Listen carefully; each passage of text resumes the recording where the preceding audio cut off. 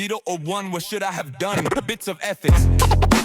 So imagine this. You're chatting with an AI companion that knows your favorite music, checks on your mood, and even remembers your last conversation better than your friends do. Sounds futuristic? Well, it's already here. Apps like Replica and Anima have millions of users worldwide who turn to AI for emotional support, companionship, sometimes even more than romantic interaction. But here's a big question. What does it mean when technology starts to fulfill roles traditionally reserved for humans? How do we want to shape these relationships? And do we need to set boundaries? If so, how? Today, we'll explore this ethical issue with Marisa.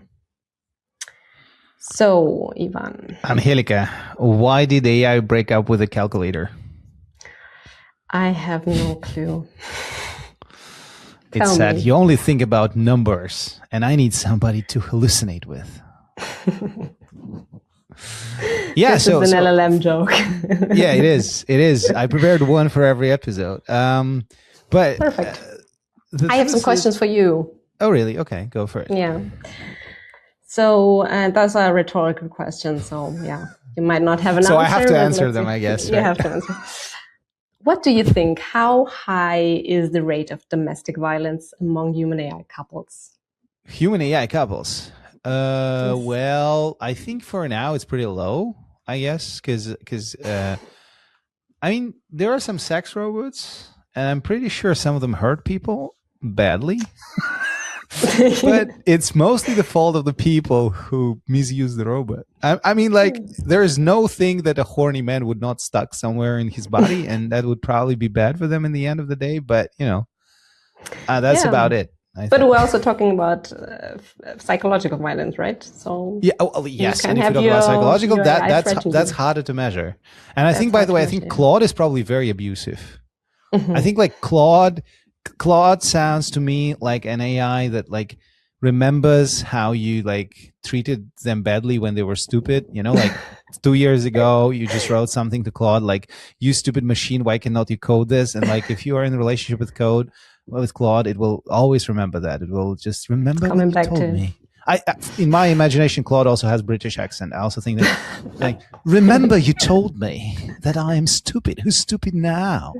I think something like that happens, definitely, on a psychological level. Let's see. Okay, second one. If someone threatens to reset their AI partner to factory settings during a fight, is that an abusive threat or just tech support? I actually think it's abusive. I actually think it's an abusive threat. I think like... Why? Well, I mean, I don't know. I mean, like, I had a Tamagotchi when I was small, right? Do you remember Tamagotchi? These were like small eggs, and there was like an animal hatching out of an egg. Funny enough, it could be... School. Yeah, yeah, and, you know, and by the way, like...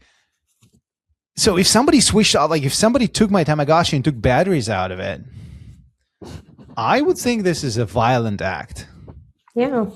On many people have multiple breakdowns. Levels. Yeah.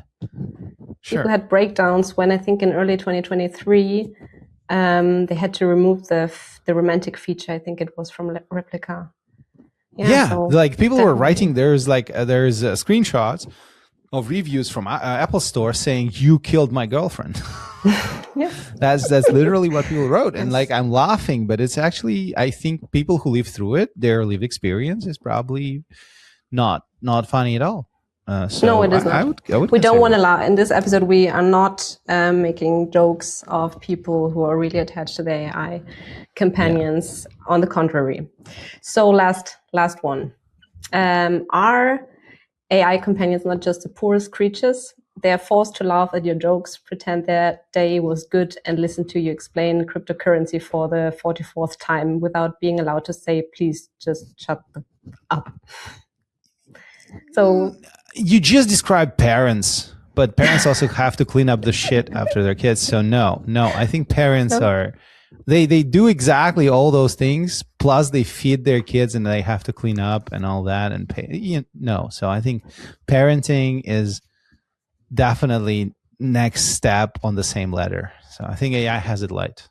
I think the interesting thing on this imagination is if we allow AI companions to be real personas, I mean, some people want them to be legal persons, if it's called like that, then, I mean, the consequence when should be that they are also allowed to break up with you, right? Like if you just play that through, then, and if it turns out to like have emotions and all this Gen AI, all this AGI imaginary stuff, then the consequence would also be that all the users of AI companions might be just like left by their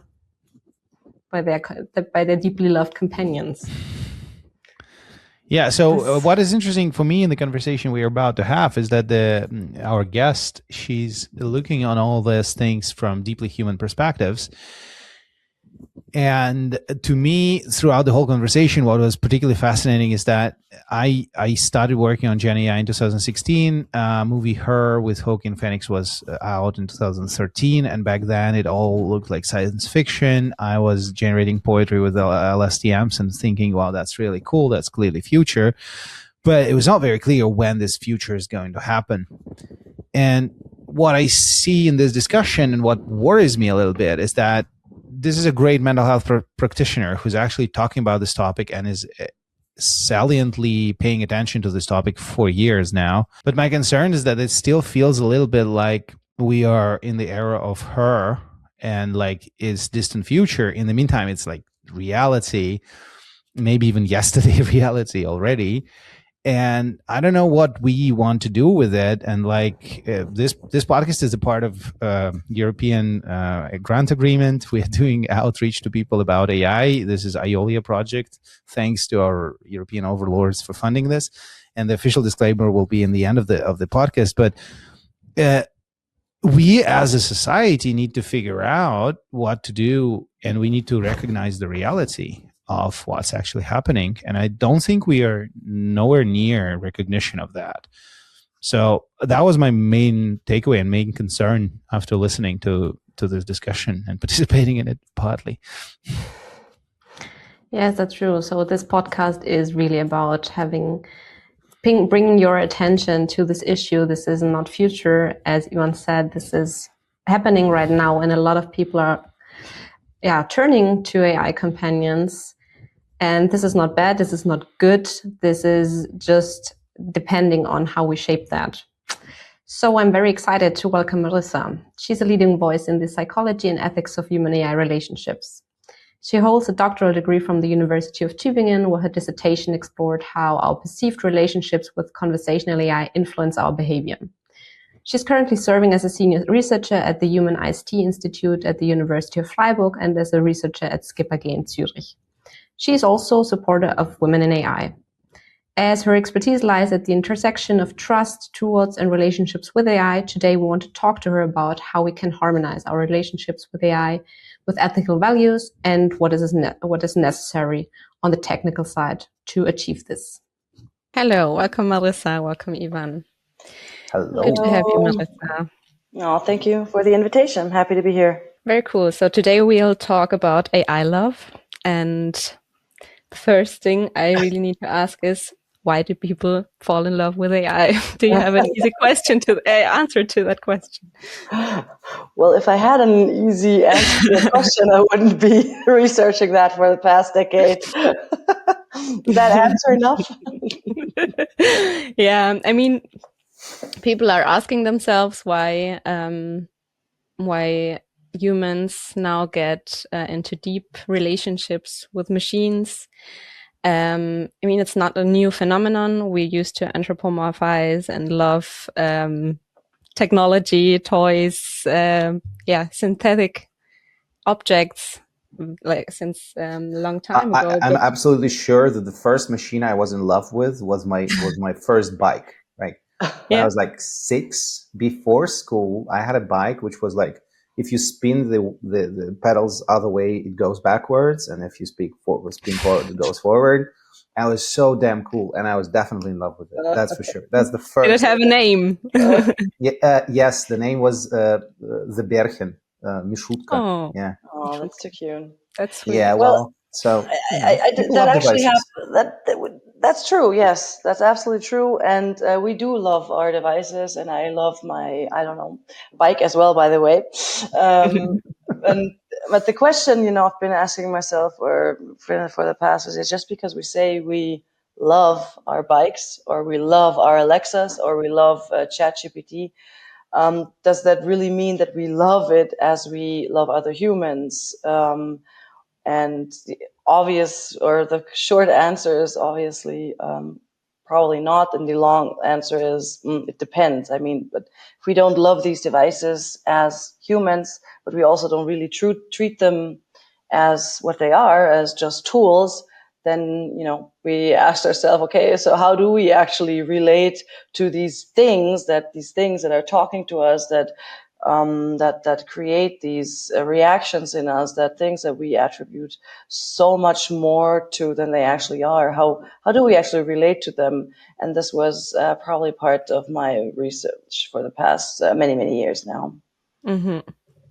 Yeah, and I mean, this is already a very important point, because when you say maybe the long answer is it depends, still some researchers say the emotions are the same, right? So we are attached. It's not a different attachment, but it's like emotionally and in the brain, the same processes happen. And still people who want to regulate AI relationships, human AI relationships, have the point that it's something different. So we are here in a very, very interesting point in history. What do we do with those relationships? Do we treat them the same as human-to-human relationships, as some people claim, or do we want to move rather in the direction it's something different? We have to have different rules and regulations for that. What do you think? Well, I think here there are a few topics in one question that are, that we have to differentiate or have to look into. I mean, so the first thing is, and I don't think there is not a real answer to that. It's not clear that these emotions are the same, that they are different or whatsoever. So I personally, or that they aren't even real, right? So I think that's a pretty huge continuum we're talking about, and there is no clear answer to that. On the one side, we can say, okay, people say these relationships, they are not real, they are ontologically speaking not valid, because these kind of social relations do not fit the definitions that we have for social relations that are humane, that are human social relationships. And if they don't fit, then we should not or cannot treat them as such. These are artifacts and not and whatnot. So then, if we move further on the side, and this is more where I come from, is yes. Ontologically speaking, these relationships do not exist. However, yes, so these things, they are tools. They are just things. These are artifacts. These are creations of companies that want to get money or data out of us. So, but just because it's not real, so it might be that case, but we're still perceiving those artifacts as if they were more than tools, as if they were real, artifacts we can love. So it's the perception here that makes a huge difference in the way it influences our behavior and our thoughts. And this is obviously more the psychological side where I'm coming from as a psychologist, and not so much from the philosophical or even from the all the regulatory topics that you've already mentioned, because this is a whole new other direction we're walking. So what I am looking more into is the perception of these artifacts as entities worthy of being perceived as a relationship from the individual's point of view. And and you've mentioned that in the beginning, and I just quickly want to go back to that, because we actually haven't really answered the question: why do people actually fall in love? Why do we see these? Why does it actually happen? Actually, in fact, you already answered the question, and this is obviously the basis of why we're all here, right? Our huge tendency to humanize machines, to see not only machines, all kinds of artifacts, right? We had the bike, religious artifacts, also, stones and rocks and crosses and stuff like that. That is very important for us. We're wired in this way, and it is, for me, impossible to, just shut that off. And I don't think so. I always say you cannot not anthropomorphize. I don't think that this is possible. Mm-hmm. So, and why is this so relevant? And this is basically the basis of why we're doing what we're doing as psychologists in human AI or human computer interaction, is that we then, based on this rationale, based on this argument, we can use all kinds of theories from psychology that have been looked at for the past decades and translate them into human AI or human computer interaction and see whether those psychological mechanisms work in similar or same or in very, very different ways or not at all. And when it comes to relationships, I can just quickly tell you, but I see here you have a question, so we can also stop here. No, just to finish about the relationship. Maybe it actually connects to the relationship question, so you can extend upon. You said something that was like, I couldn't believe it when I heard it. You said, ontologically, these relationships do not exist. But like for the users, they definitely do, don't they? So what do you mean when you say that ontologically they don't exist? Yeah, and coming back, how does it affect on how you perceive the relationships, right? Yeah. It's very, I would call it philosophical, right? So yes, if you look at the definition of a relationship, you can just say, for instance, reciprocity is one defining criterion to be defined, or to be in to be defined as the relationship, right? So, and if it's not reciprocal, then it cannot be a relationship. So, and as in strict terms, a relationship to a machine is never really reciprocal when it comes to feelings, for instance. When you say you love the machine, you and a machine, you are in a loving relationship. It's, if you take it by fact, it's not true, because a machine cannot love, it cannot feel, it cannot do these things. It doesn't have the same agency as humans have. And therefore, some would argue that this is impossible. But, and yes, and this is what I was trying to say, is we still perceive it in this way, and we see it this way. And this is the perception or the social cognition approach, if you want to be more scientific here, we were taking to understand how humans think about their relationship with these systems. How do they make sense of these relationships? How do they understand it? How do they think they make decisions with it, and so on? Mm-hmm. And also people or developers are trying to make it reciprocal, to make it more to give it more agency, and to make this more of a real relationship as we used to define human-to-human relationships, right? So I would push back on that. I don't think that everybody does, right? I think it highly depends on the use case. There are definitely companies that specifically try to mimic human experience as closely as possible. But I'm also pretty sure there are a lot of companies that go, like, they try to experiment because they see it as a different domain where things can be significantly different, right? Like, I think a good example for me would be Tamagotchi, right? So another like kid toy. At some point that was built around the concept of like gamifying care, if you will, right? So if you think about Tamagotchi, it was building attachment through gamification of care, which was very new in the digital space, but it was kind of well known with pets, right? So, like, kids love their pets, and also to some extent I love my dogs, and the love is very real.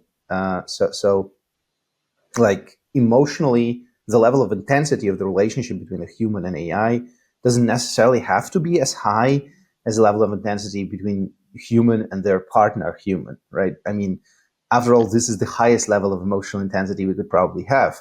But there is a whole spectrum of caring and loving relationships that a human can have.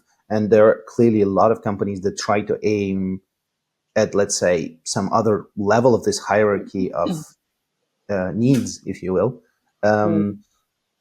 So I'm not sure there's everybody who's like, let's mimic human relationships. To some extent, also, there are some companies that are just built on the premise, hey, human relationships suck. They're awful. They're very difficult, and we don't want to mimic them at all. We actually want to build something completely different because we don't like them. I mean, the diversity of the propositions is actually much broader than just like, let's imitate humans. Yeah, true. I think that's an important point, and I think this is also here at that point we also have to probably discuss what kind of artifact, technical artifact, are we actually looking at, because we really need to differentiate between the system at the moment, right? The system that we look at. Are we talking about companion AI? Are we talking about ChatGPT? Are we talking about Siri or Alexa? Or are we talking about a non-AI, non-LLM based chatbot? But let's keep the scope to chatbots for now, for the discussion, so that I think we can also keep it to models like LLM based chatbots specifically, because that's our focus, and that's the hottest game in town at the moment. Yeah, and then we have to differentiate between the technical artifact and the concept, or the psychological concept it triggers, so to speak. So, for instance, companion AIs, so friendship AIs like Replica and so on, they are one of the first chatbots that were solely built to be friends. They have only a social or emotional function and no functional function, so to speak, like Alexa or ChatGPT that were marketed for, efficiency and at the job, blah, blah, blah, and so on, right? So they have created a very new market. So first there was Siri, Alexa, and there was ChatGPT, and kind of both. Let's start with Siri and Alexa. They were just too functional to become friends. Still, when we did our research, while it was still Siri, Alexa, and co., still people saw them or had more friend-like relationships to them. But times have changed now, of course, with ChatGPT and LLMs, where ChatGPT has been marketed more on the functional side. However, more and more people also develop social, emotional, and even deeper relationships to systems like ChatGPT, even more so to companion AIs, which are really only there for this purpose of fulfilling socio-emotional needs. So, but for me, or from the way I see it, there's always this gap between what's the system and what is our perception. And these may or may not correlate in ways that are not too straightforward. So it is not said that an Alexa is seen as functional or as friend-like. So it's not that the way I market it is automatically also the way I see it. Not every friendship bot is automatically my friend. I can still see it as my servant or some sort of agent or whatever, right? And I can see ChatGPT as my complete friend while it was marketed as as an assistant or tool or whatsoever. So the perception of the system is not necessarily the same as the system itself.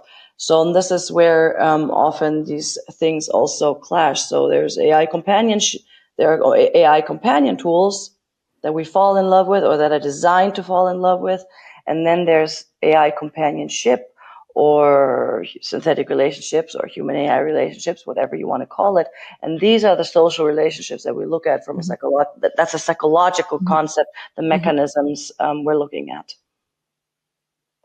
Yeah, but still if we stay at this example, then we still have to say, I mean, there are different approaches to that, but if we recognize that people are designing such AI to make it like really an eye level relationship with a human being, then the question is, and there are humans behind that, doing that, designing that, developing that, making that, really having the control over how it is designed. Then the question is, are there some boundaries? Is there a limit? I mean, there is no easy answer to that, but still we have the control over it. We have regulations that will come into force.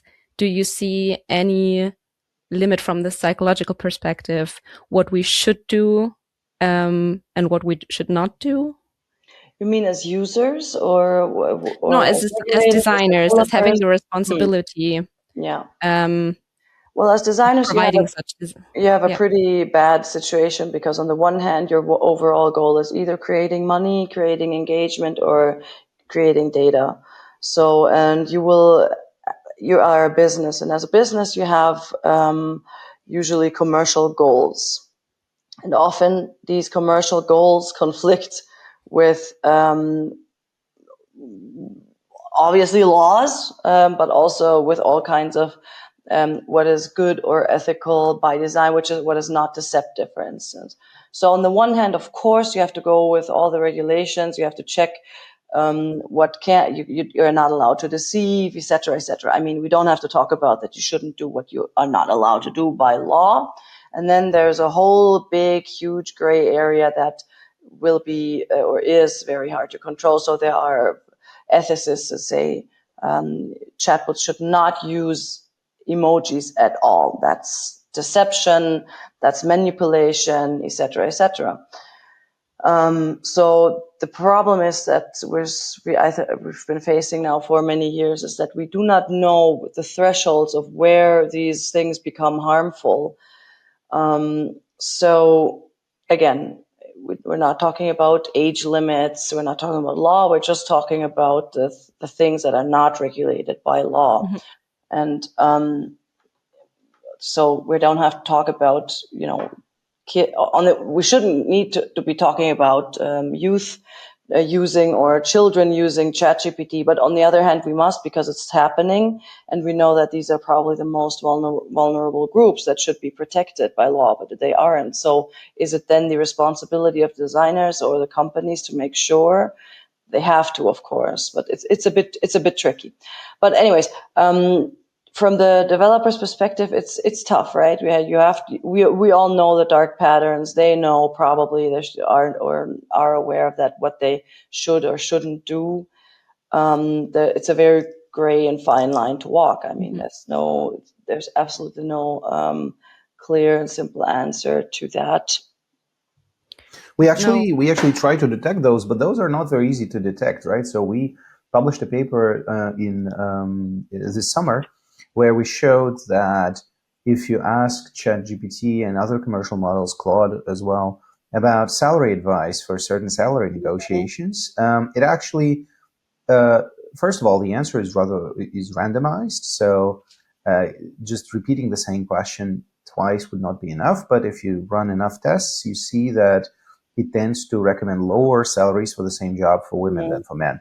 But it was actually quite hard to figure out in which setting this bias would show up, because the system is statistically trained on the data that's biased, and debiasing is actually highly untrivial, right? So, and in the paper, we actually report 3 experiments, and 2 of those 3 didn't give us any statistically significant results. So the system is already debiased to a certain extent, and then at some point there is just a framing, so the salary-based framing that we didn't think of at first, and then we came up with it, and it actually turned to be statistically significant. However, I have to say that GPT-5 actually amended this problem and the result doesn't reproduce in the newest version of the model, be it because they saw our research or they figured it out themselves, but like it's a work in progress. So specifically around safety and digital fairness, broadly speaking, those things are rather hard to align and debias. So I think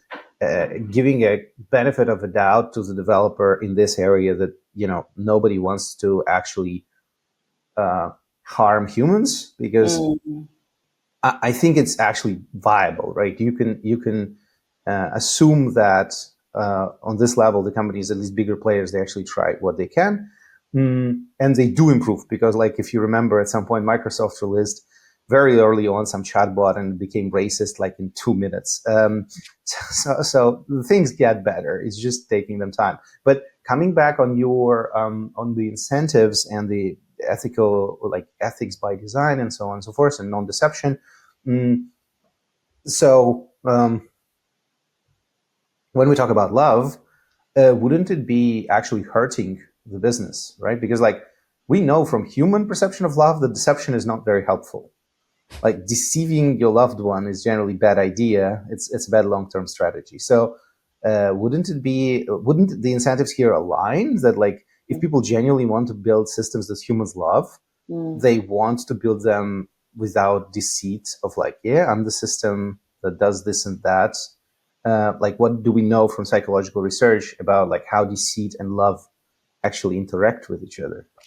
But I mean, this is already in conflict with the very simple function of those tools, because you cannot build a relationship with a tool that does not fake emotions and act as if there would be some kind of perception of consciousness.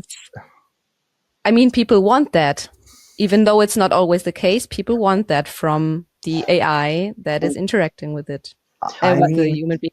Chatbots deceive by design. That's a fact. No. But like, look, no. I'll have to push back on this. Theater deceives by design. You can build relationship to theater actor knowing that they act. You can build relationship to a movie actor knowing that they act. Like Scarlett Johansson or Johansson or I don't know, whatever. Brad Pitt are not the people they play on the screen. And I am not saying that people are naive. So no. My point is that human behavior actually implies certain agoric context where there is a game, we define the rules of the game, and then within the game, we accept the rules of the game, and then we play it, and within the game, we actually build relationships that could be extremely strong and actually then remain with us outside of the game, right? Certain impressions from art are basically some form of, if you think a communication between the artist and the human on the perceiving side. And yes, I know that Hamlet will not die, and they will then come and bow in the end. But I still build a relationship with the character that the actor is playing, accepting the rules of the game. And if you think about mating behavior is also full of certain rituals that are, well, not necessarily deceptive, but they are also not necessarily 100% honest. Like you don't go on the date explicitly stating your goals to the person you go on a date with. Like the date doesn't start with like, what do you expect from this relationship in 5 years? And by the way, what are your immediate plans, right? There is a social ritual that you play, and if you play it well, then the relationship develops. And so my argument would be that when you interact with AI, you can probably have a framework of this interaction that is honest in the sense that the user engages with the AI knowing that it is AI. AI is not tricking them, they are not AI. But still the engagement is rather deep and could be kind of long-term, right? Do you see what I'm saying, Marisa? Or does it does it sound outlandish to you? No. I think So I think we have to. I mean, talking about deception is also pretty. So deception is pretty big.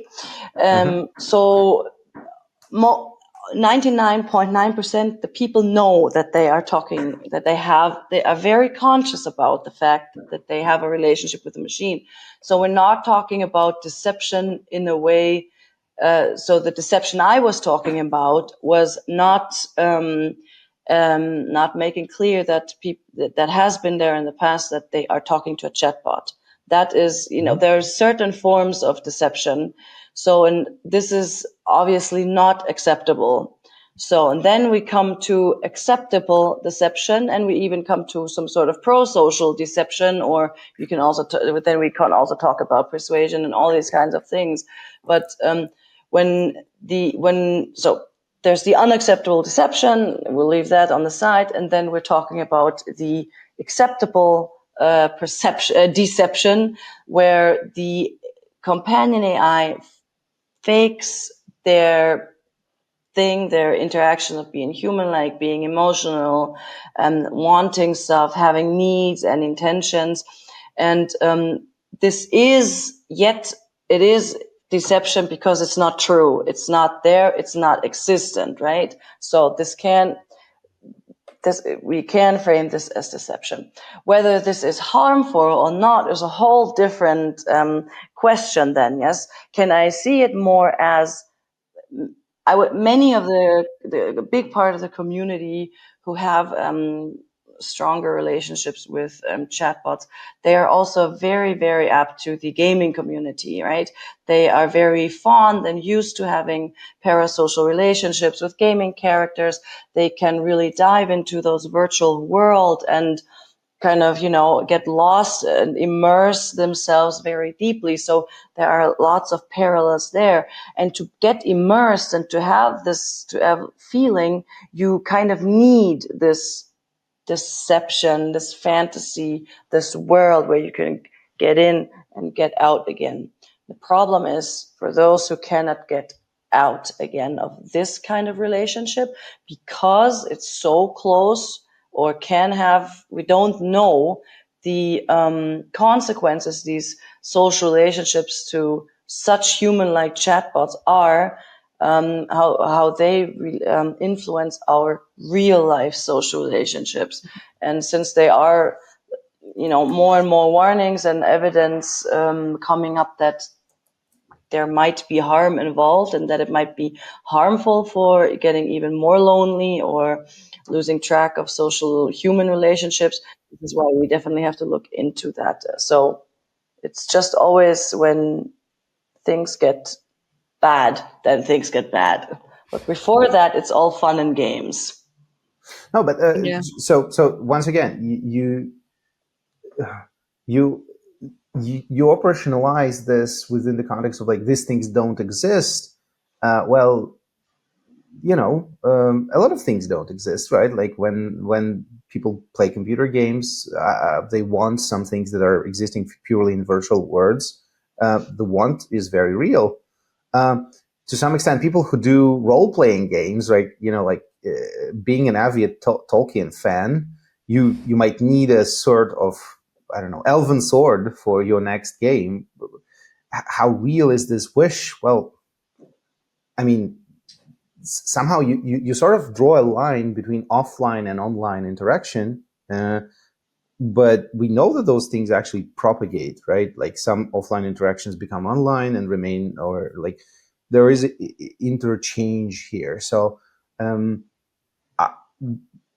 let's maybe focus on the so what are the mechanisms that you find unhealthy, let's say, right? So what are mechanisms that create additional risks,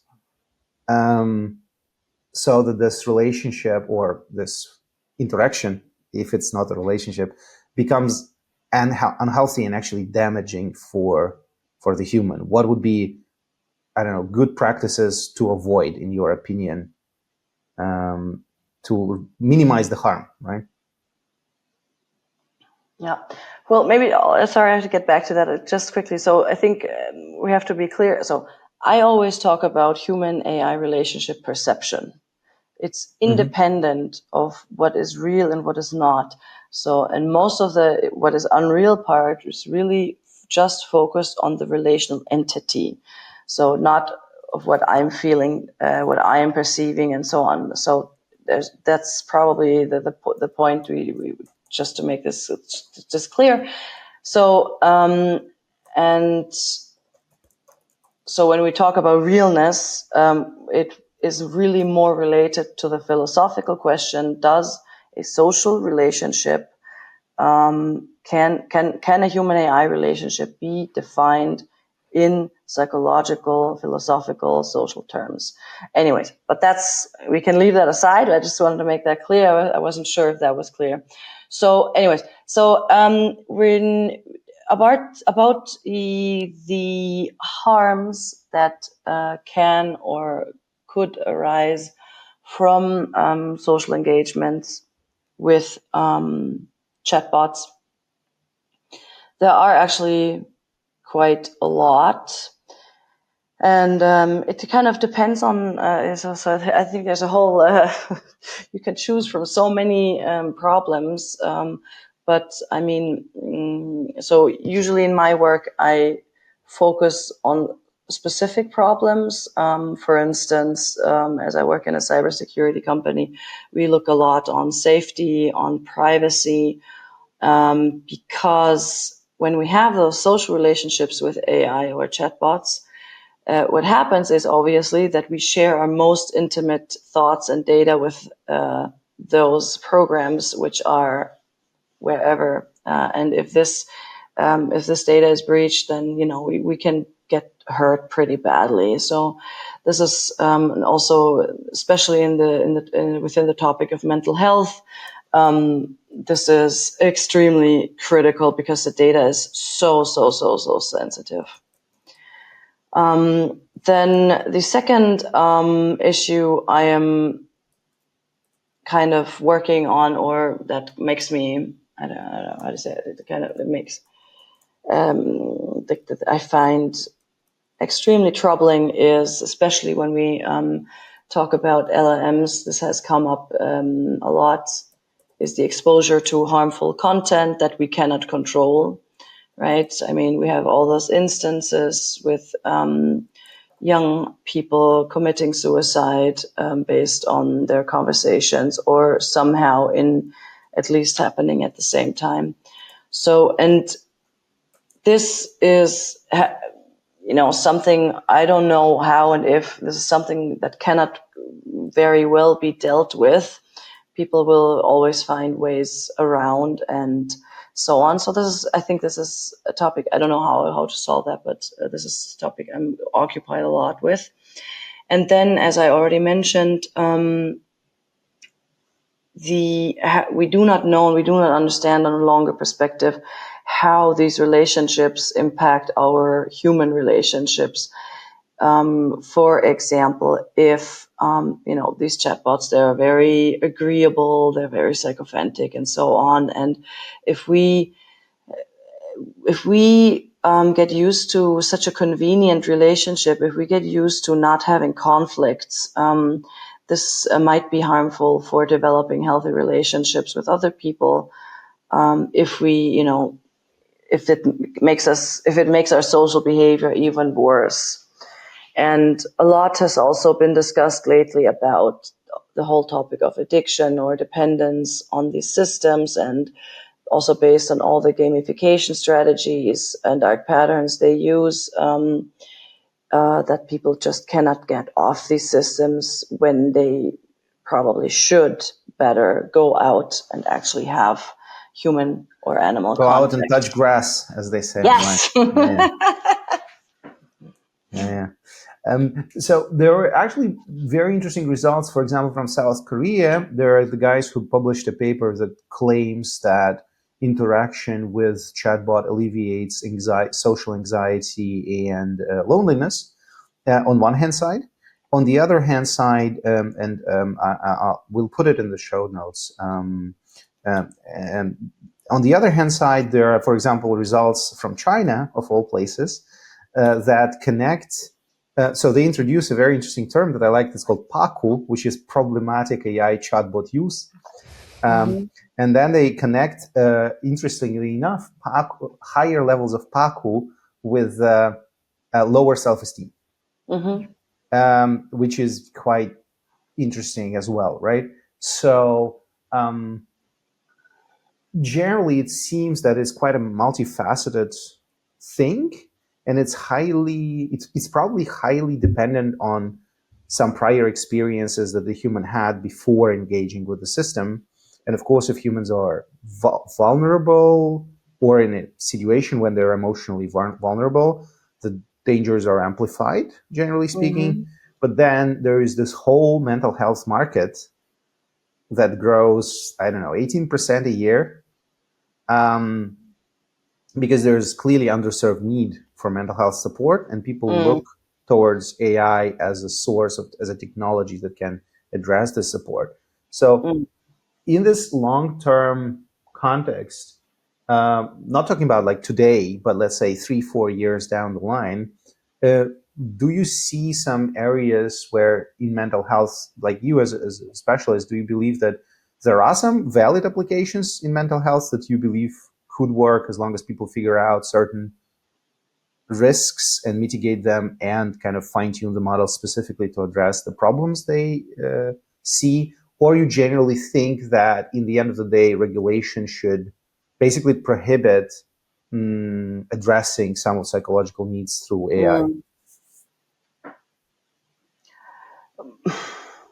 Since I don't think that regulation will bring us anywhere, and it will not happen anytime soon, and people will find the ways. I mean, of course, now I can discuss about how I would rather, if I'd rule the world and had all the money, then I would not invest it in AI and invest in people and educate therapists and give people money to healthcare and improve the healthcare system, etc.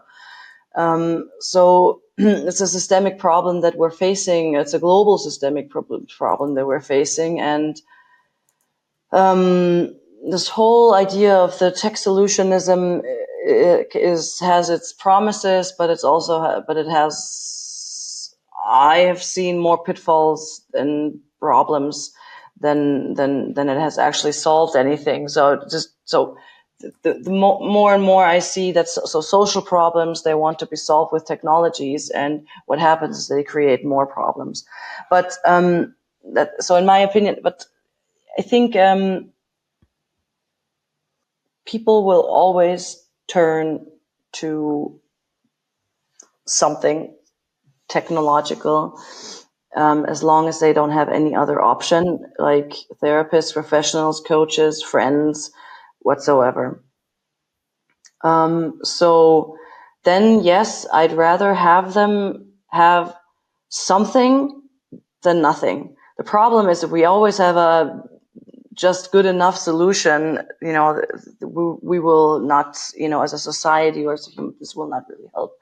But if then I would, at the moment at least, I would not invest in any AI-based solution. So I've been currently doing most work with chatbots, yes, but not AI-based. So fully controlled. Also integrating other mechanisms that are relevant, like immersion and stuff like that. And so this is something I do see a lot of potential in technology for mental health, but definitely, and this is my opinion, not any kind of LLM systems which are not controllable. How do you think we should approach the problem of non-controllable therapists? Because therapists not use AI. Are not controllable. No. My point is that humans are not controllable as well, but we somehow employ them and we're fine with it. There's just legal obligations for a human to adhere to. And from time to time, therapists behave unethically. And there is a certain percentage of such behaviors and therapists that cause problems, exacerbate problems in humans, engage in some relationship with the customers. So we have social norms around it. Why don't you see that similar social norms plus regulation will form around LLM-based therapy, for example? I'm not sure that I don't. So like humans, I don't see the argument as valid that humans also make errors, and this is why it's okay to to use technology instead. So yes, that might. Why don't you see it as valid? Because it's. I don't think that's. I don't think it's comparable, because humans are living beings that understand, that can learn, that are educated, they understand context, they get the situation. Yes, of course, there are also exceptions to that humans make mistakes, but they can be held accountable for their mistakes. And systems like chatbots, they understand nothing. It's not an entity that can be compared against. I also don't compare the brain to an AI or so on. So it's not something I would compare to each other. I think that's a very dangerous narrative, and a chatbot cannot be held accountable. And yes, of course, then you turn to the people who developed it, but in the end, it's kind of gets, they pay their fine or whatever happens there. It's what happens with the therapist? What happens with the therapist who make an error, right? They finally, in the worst case scenario, usually they get their license revoked, which basically is fine, right? They just pay a fine. Same thing, right? Like, I understand. So I don't want to anthropomorphize, and I'm not saying that we should. I think it is dangerous. I agree with you. But I also see examples of self-driving cars. And the argument there is very similar to yours, which is, well, humans, they have the general understanding of the situation and they carry responsibility for their behavior. But we approach, or maybe already crossed the line, where we know that an autonomous car kills less humans than average human behind the wheel. We are already at a stage where if we allowed autonomous cars on the roads, we will reduce the mortality on our roads, which arguably, from my perspective, is a good thing. I would rather see less dead humans, generally speaking. And then there is the problem of responsibility. And I believe that in autonomous cars, at some point, the regulators will solve the problem of responsibility, will kind of figure out a framework where the car provider or the algorithm provider carries responsibility for such behavior, makes it extremely highly fined, so that they get to some situation where the error rate is even less. And also, they probably introduce some regulations around how you can show that the problem was not a fault of the system, but rather the behavior of other human drivers, for example, that drove recklessly and caused human death, right? It's just much harder to define. It takes a lot of time. But in the end of the day, switching to such type of regulation would actually reduce human mortality, right, on the roads. And so I personally think that we kind of have to go in this direction, because, 30,000 people die in Germany alone on the roads a year. If we introduce self-driving and eliminate, and by the way, it's a good argument that assigning self-driving to reckless drivers would actually be a drastic measure. Like, if you have certain Punkten on your license, instead of completely revoking it, we just take your license, but you can take self-driving car and learn from AI how to drive safely, dude. Yeah, I mean, that would probably significantly reduce mortality and save certain lives, right?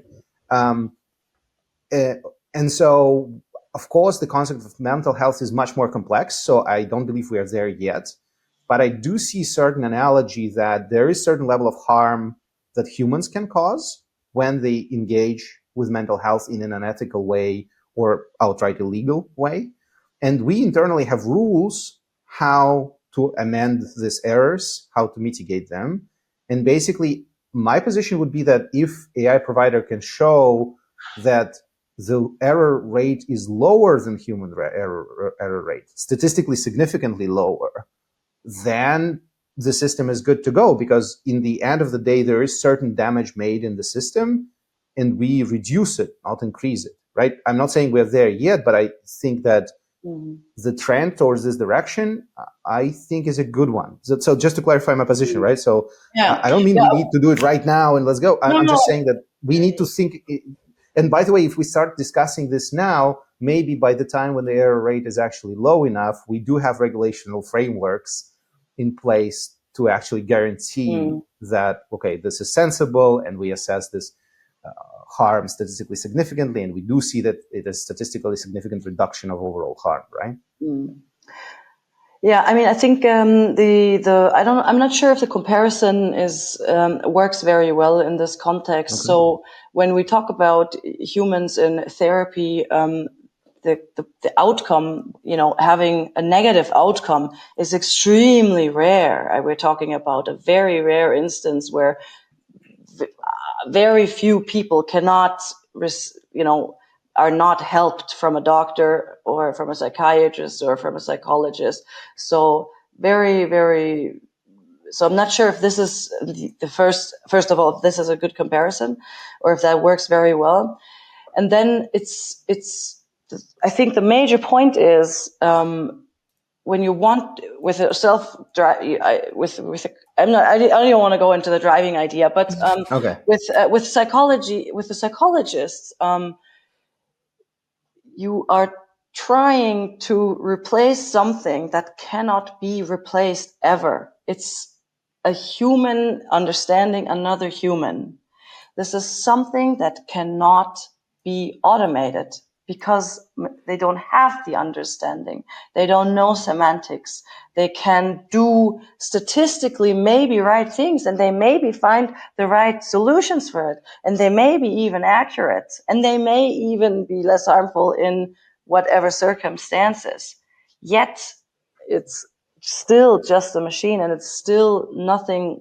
It cannot be compared. It's something uniquely human. It's the same when we talk about, I'm seeing an analogy here now, when we talk about qualitative data analysis. I've just written a paper on why AI cannot do qualitative analysis.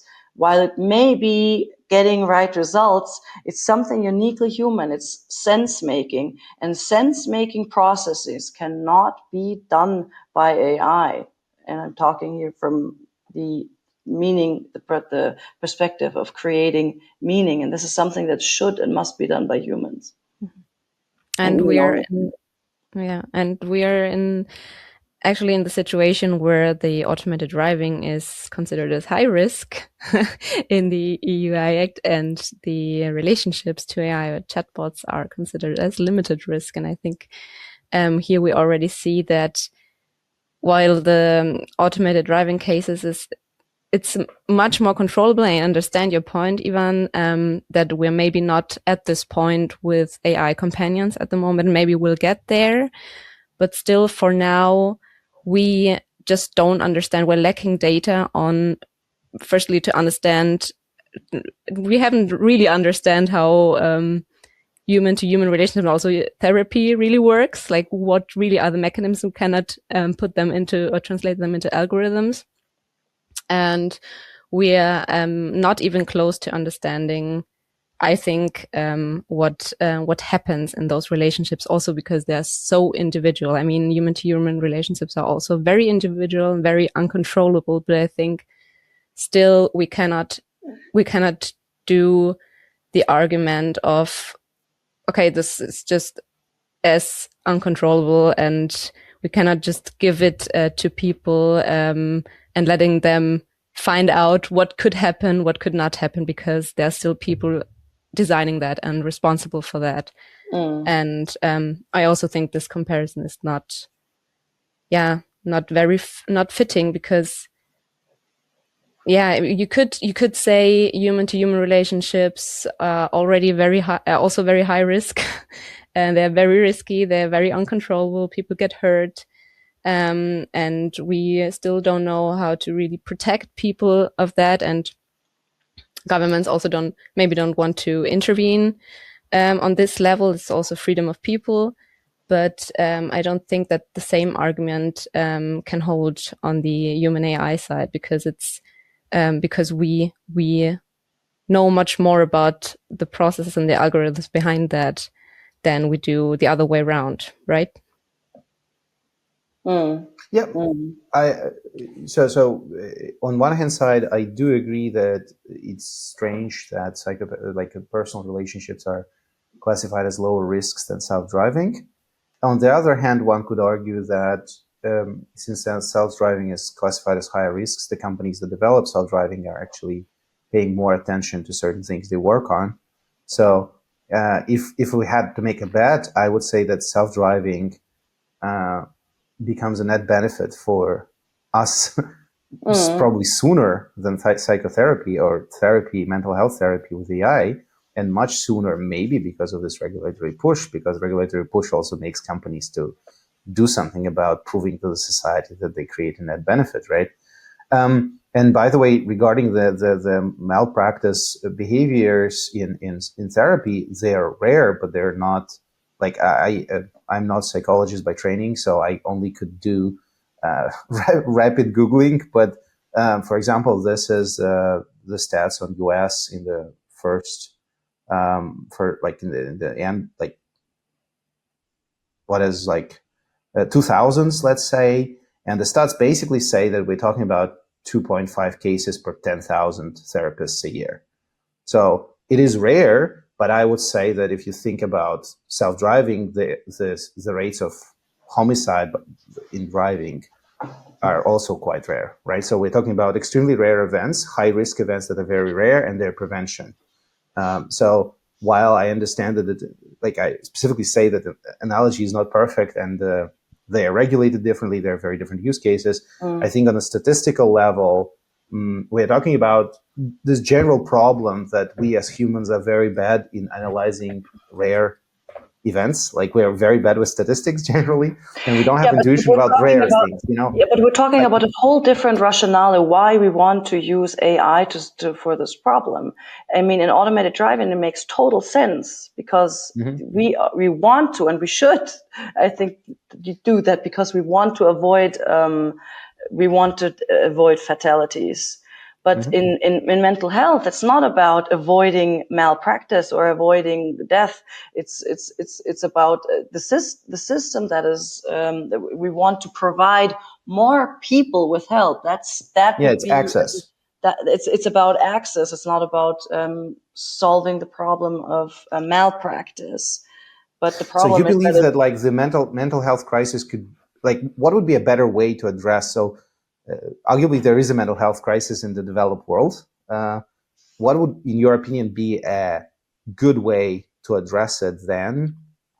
Not through AI, how to dramatically increase access in the situation in which we are. If I knew, I would be working at WHO and not here. I don't know. It's of course okay. We need a huge systemic solution. I mean, we're talking about healthcare systems worldwide. I am so how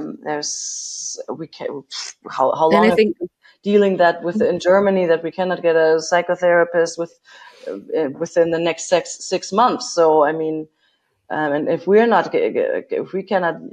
It's a huge problem. I mean, but there are always all kinds of things we have to look at: the healthcare system, politics, funding, education, access. Are we talking about local, global, national?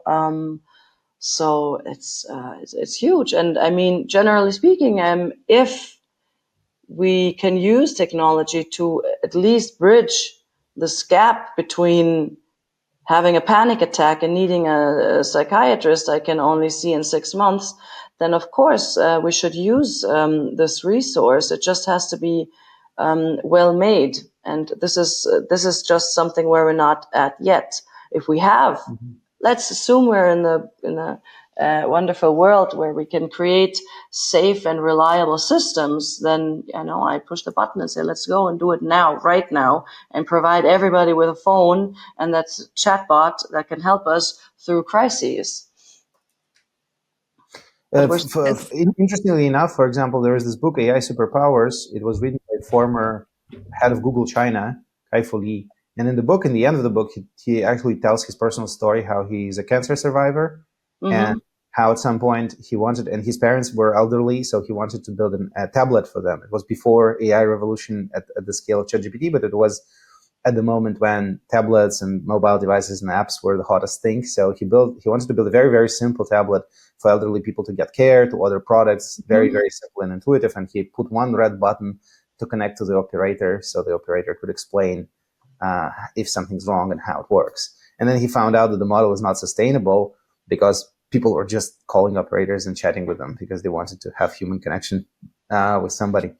And then he makes a very heartwarming point that he hopes that if we get productivity gains from AI applications to the economy, we can redistribute this productivity gains to incentivize human-to-human care professionals. One way or another, be it elderly care, be it psychotherapy, be it education, tutoring. And I think it's that's a vision I would go for. I'm not sure if we are going in this direction, unfortunately, but that's at least a chance, right? So we need more resources to prioritize human-to-human connections. Yeah, I mean, I'm pretty optimistic. I think, there's a lot of stuff going on that is unreal and not good. But especially living in Europe, I do believe that with our strong democracy and with our regulations and all the people and our strong research institutions that we have, I do believe, and I'm strongly optimistic, that we will find a very good way to make use of technologies, whatever they are, and will be for good and for the better of us as a society. Perfect. This is a very optimistic wrap up. So. A very difficult discussion. We could discuss some of the points much longer, but I think, the crucial points we addressed are that people are longing for those relationships and they will reach out to AI if they feel they lack this in the real world, in real human AI, human-to-human relationships. Yeah. And I think we have still a long way to go to redefine what we want out of it, how we can shape it in a safe way for people, and how we can prevent some errors and some harmful issues to multiply through AI, because this is also something I think it cannot be compared to human relationships. But mistakes and errors and fatal situations do not multiply that rapidly as they could by using AI systems. Thank you very much. Thank you. It was a great discussion. I think this is exactly what we need to, bring this area forward. Era. Yeah, thanks a lot. Thank you, Marisa. Thank you also for. I think you were paying attention to these things way before the ChatGPT hit us. So that's also very important to amplify, because I think it's a track record matters, right? We actually appreciate the possibility to talk to people who are speaking about some topics that are considered hot now way before they became hot, because arguably that means that those people bring expertise about what's happening next, right? We want to have some sort of foresight discussion. And so thank you very much for finding time. We appreciate it. Thank you so much. That was really, really valuable for me. Thank you. Thank you, Marisa. This podcast is part of the EOLO project, funded by the Horizon Europe program. The views and opinions expressed are, however, those of the authors only and do not necessarily reflect those of the European Union. Neither the European Union nor the granting authority can be held responsible for them. 0 or 1, what should I have done? Bits of ethics.